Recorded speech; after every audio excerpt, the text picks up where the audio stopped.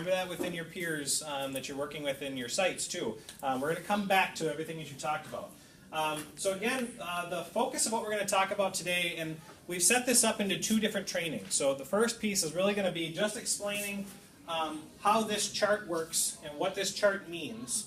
We're going to talk about just two different sub-levels within each of these categories, and that's where we're going to stop for today, and we'll have another training that's going to get into the next level piece down the road here too. But the integrated experience chart, really the way to think about this is a chart that maps a child's progress moving through a crisis episode. Okay?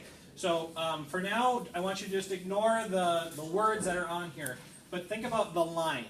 Okay, so the line is essentially like if we were going to graph how a child was doing on their emotional level is probably the best way to put it. So a student will start on a straight line, get to some kind of a breaking point, start to escalate up. They've got to get to a break point at the top. When they get to the break point, they're going to start to de-escalate. And one of the things we're going to talk about when we get to this column is I want you to take special note of the fact that this point is lower than this point. Okay? Then they've got to find a way to get themselves back up to that normalcy line again. Okay? So what we're going to go through today is we're going to talk about each of these different categories, about what's going on with the student at those different levels and what they're experiencing and what staff should be doing at that time to help the student move through that emotional level in the best way. Another concept that we're going to talk about today is energy matching. The idea behind energy matching really has to do with a student's literally level of energy that they're experiencing through an emotional episode, and what a staff's energy is to match that episode. Okay, so I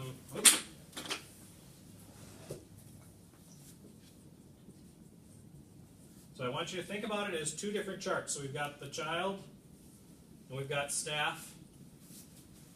We've got high energy, and we've got low energy. Okay? The concept here is that as an individual in society, you don't ever really want to feel like you stand out. Well, some people do. The cultural norm is that you don't want to be standing out amongst your group that you're involved with and amongst your peers. Okay? You want to be a part of the fold. So the concept behind energy matching is that as a child's energy starts to escalate, they're starting to move into some anxiety, they're starting to move into some defensive positions with you as staff members or with their peers, their energy level starts to rise. As they're rising, their peers aren't. So if I'm now the one that's escalating in a room, I don't understand, what's everybody doing? That feels really isolated for me to be right there when you're not. Okay? So, as the individual that's escalating, what do you think I want? I don't want to be alone. So I'm looking for opportunities in my energy matching as I'm escalating to find opportunities where someone else is going to meet me. I don't want to be alone in this. The examples that I'll give, things like, you got that kid that's starting to scream and starting to get a little carried away in the gym, and suddenly the staff member looks over and says, "Hey, I already talked to you about that." What did we just do? Yep. And what's the student going to do next? Student went here, you matched him. Hey, great, I can go a little higher. You're going to meet me again? You're going to meet me again? You're going to meet me again? So the idea behind the energy matching concept, we're going to talk about that in each of these levels and what staff response looks like to do that energy matching level. But it's something you really need to think about. It's something that, as an example, I have a 3-year-old. I do this daily. I don't do it well daily, but I do this daily. And very often I have to sit and tell myself, "Doggone it, no wonder she's screaming and crying and throwing a tantrum right now. I'm elevated. My energy level is just as high as hers is. I'm not helping the situation." So understand, I don't expect that you're never going to match, but you need to start thinking about it. You need to start having conversations about it at your site.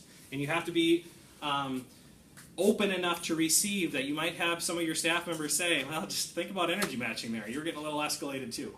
Okay? That's the conversations you should be having. Often staff feel like a lot of the things we're going to talk about today, they feel like, well, we shouldn't have to talk about that because we should know. No. You're humans just like all the little bodies are in your program. You have emotions. You have energy that you're going to have to move through too. You have to rely on your team to have conversations about how do we make this work best for not only you and your team, but also the kids in our program. So kind of getting this concept of the energy matching piece. I'm going to need more than that from you today, gang. Yes. Okay, good. Thank you. Okay, so first we're going to move into this first column where the student is experiencing anxiety and the staff the staff's response to that is to be supportive. This category is one that, as we talked about it a lot within the inclusion team last year, we analyzed a lot that we think this is an area that staff need to have a lot more conversations at their site. We feel very strongly that in the model, staff know a lot of what to do here. This one makes a lot of sense. The student is escalating. But our feeling is that staff really need to have more conversations proactively at their site at this level, not at this level. This level is easy. This is the one that takes planning, thoughtfulness, and creativity on how do you have the right response to students. So, student behavior. When a student is going through anxiety, the definition, the CPI definition, there's a noticeable increase or change in behavior. Examples might look like the student starts pacing. They're having frequent interruptions into what's going on with maybe either their peers or with adults. They might be doing nervous energy.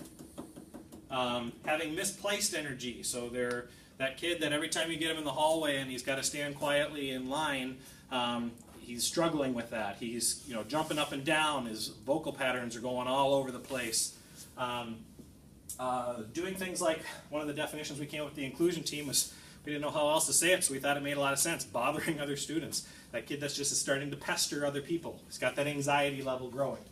Attention-seeking behaviors. Then again, we want to remember it's not always the outspoken ones are the ones that come to your attention. You can also have students that start to do that silent staring. They're starting to stare off into space. Typically when that happens, there's still a lot going on. Also students that have a void of interaction, so they are starting to withdraw a little bit. That's another sign of anxiety. This is where energy matching starts to begin. So this is where students are starting to escalate up into that energy matching module. I'd like you to quickly talk about at your table. Think about this level, okay, the anxiety level, and I want you to think about kids at your site. And just one of you, just notate on your page. I don't necessarily need you to write the student's name, but I want you to just write down the things that we're talking about. What does anxiety look like at your sites? So when you have kids at your site that are starting to go through some of these patterns, and they're just starting to get into that anxious stage, what are the things that you see at your site that you feel fit into that category? Okay, everybody understand that? Maybe about 2 or 3 minutes. Okay, go for it.